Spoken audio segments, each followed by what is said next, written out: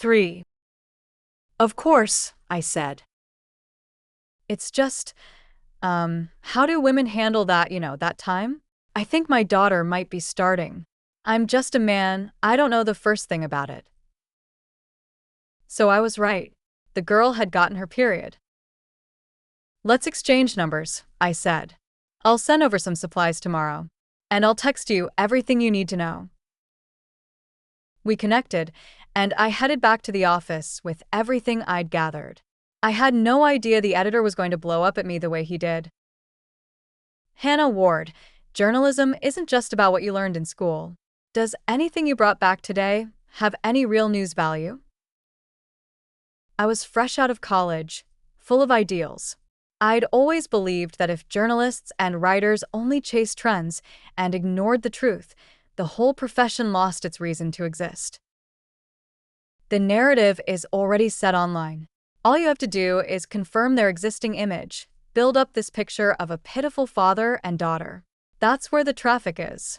Do I really have to explain what gets clicks these days? Nobody cares where the money went. Write them as sympathetically as possible. Tomorrow, take a camera crew back, get footage of how bad their living conditions are, write about how tragic the daughter's situation is. Trust me, based on everything I've seen, this piece will blow up. Use people's empathy. Stop being so idealistic about telling the truth. I didn't agree with him. I believed deeply that reporting had to be honest. But you have to survive in this world. I was just starting out.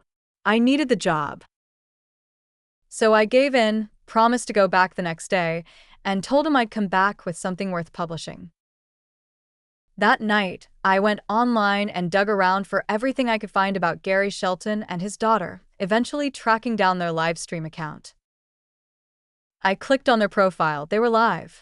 Out of curiosity, I opened a secondary account and slipped into Gary's stream unnoticed.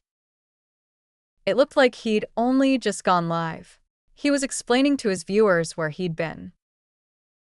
To all of you who've been so good to us, I swear, even if you gave me 10 times the courage, I could never steal from you. My daughter's scleroderma flared up again recently. We've been at Riverside General for the past 2 weeks. That's why I haven't been streaming.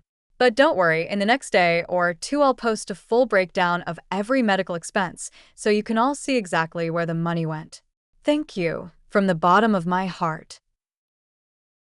Gary stepped back and knelt down, bowing his head 3 times to the camera.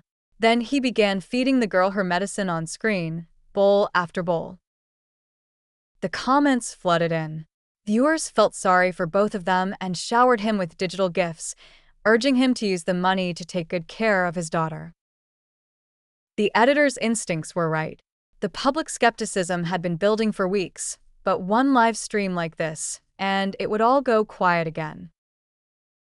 The next morning, I got my equipment ready early and packed the box of feminine hygiene products I'd promised. I brought our camera operator with me through the dirty, cluttered apartment complex and knocked on the door of Unit 404. Mr. Shelton, are you home? I messaged you. I'd like to do a follow-up interview. No answer. He was probably in the back room. I knocked harder. The door opened. I'd only knocked with a little extra force, but the door swung wide, and the whole interior came into view. I raised my voice from the doorway. Mr. Shelton, are you there?